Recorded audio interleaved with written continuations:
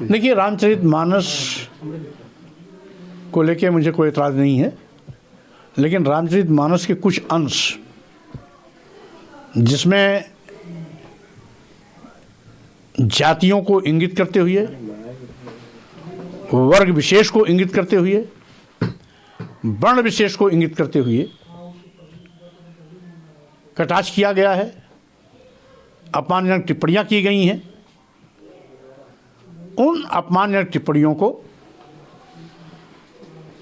प्रतिबंधित किया जाना चाहिए। ये हमारी मांग है। जैसे उन्हीं चौपाइयों का एक अंश है कि जे वड़ाधम तेल कुम्हारा सुपच किरात कोल कलवारा, मानी जातियों का नाम लेते हुए तेली, कुम्हार, सुपच, किरात, कोल, कलवार, इत्तेफाक है सभी हिंदू धर्म मानने वाले लोग, इनको अधम यानी नीच कहा गया है। इस शब्द से इन जातियों के लाखों करोड़ों लोगों को कहीं न कहीं उनकी भावनाएं आहत होती हैं। इसी तरीके से एक स्थान पर और आया है जो चौपाई का अंश इस प्रकार है कि ढोल गंवार सूद पशु नारी शकल ताड़ना के अधिकारी। सूद पशु और नारी है, यानी महिलाओं को भी उसी पशु की कैटेगरी में, शूद्र को भी उसी कैटेगरी पशु की कैटेगरी में, सबको ताड़ना, दंडित करना, मारना। कौन सा पाप कर दिया है शूद्रों ने? वो भी हिंदू वर्ण की चौथे पायदान के लोग हैं। देश के सभी आदिवासी, दलित, पिछड़े यही तथाकथित शूद्र वर्ग में आते थे। तो जबकि ये भी हिंदू धर्म के मानने वाले लोग हैं, तो कौन सा ये धर्म है जो अपने ही धर्म के मानने वालों को इस प्रकार से दंडित किए जाने का प्रावधान करता है? हम समझते हैं धर्म मानव कल्याण के लिए होता है, मानव सम्मान के लिए होता है, मानवता के लिए होता है।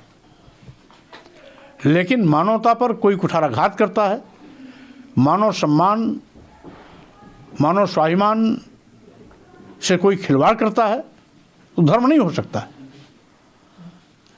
और इसी क्रम में हम ये भी जानते हैं कि धर्म सबके लिए बराबर होता है।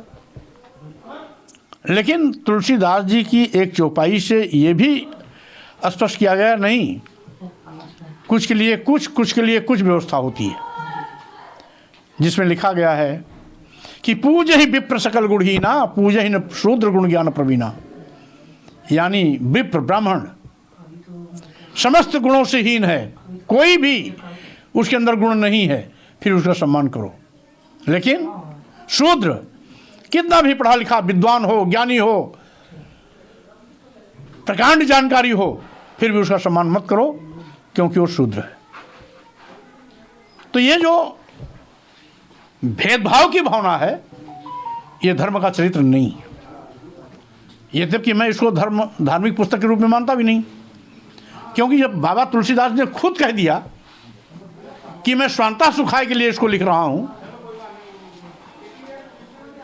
तुलसीदास जी ने रामचरितमानस को अपनी खुशहाली के लिए लिखा है।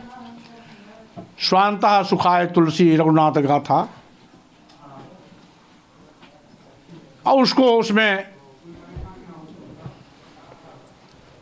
विभिन्न प्रकार का भाषा निबंध का इस्तेमाल करते हुए लिखा है। तो उनके लिखने पर ऐतराज नहीं, लेकिन वो अंश जिससे एक बहुत बड़े वर्ग, महिला समुदाय, एक वर्ण शूद्र समाज, तमाम जातियां को इंगित करते हुए अपमानित किए जाने की टिप्पणी की है, इसको उस हिस्से से अलग कर दिया जाए या सरकार द्वारा प्रतिबंधित कर दिया जाए। दूसरा यह है कि केंद्रीय मंत्री गिरिराज सिंह का भी बयान आया, उन्होंने किया जाता है हिंदुओं को लेकर पवित्र ग्रंथों पे अपशब्द कहे जाते, बोला जाता है, क्योंकि ये फैशन बन गया है।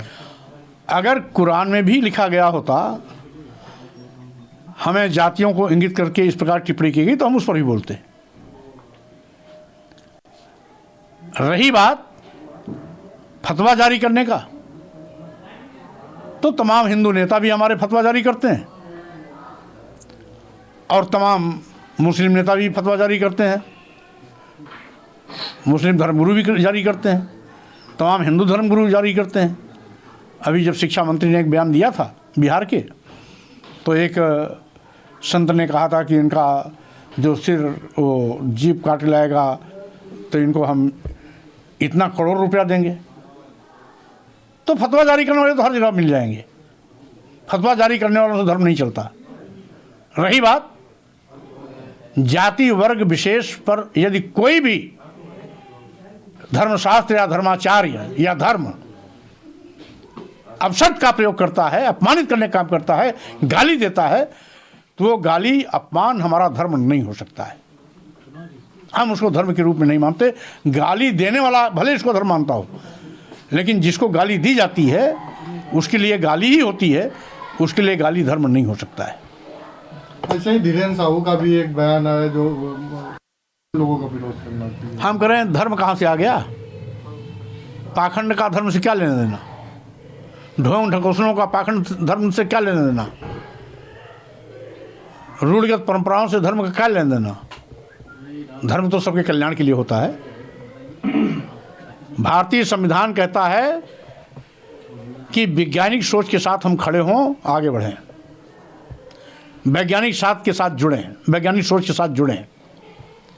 दुनिया के तमाम देश, कोई चंद्रमा पर यान लेके जा रहा है, कोई मंगल ग्रह पे जाने की तैयारी कर रहा है, कोई किसी ग्रह पे जाने की तैयारी कर रहा है, और हमारे पाखंडी बाबा लोग हमारे देश को पाखंड की ओर ले जाना चाहते हैं, अंधविश्वास की ओर ले जाना चाहते हैं, ढोंग ढकोसलों की ओर ले जाना चाहते हैं। ऐसे पाखंडी बाबाओं के खिलाफ सरकार को आगे आकर के कानूनी कार्रवाई करनी चाहिए।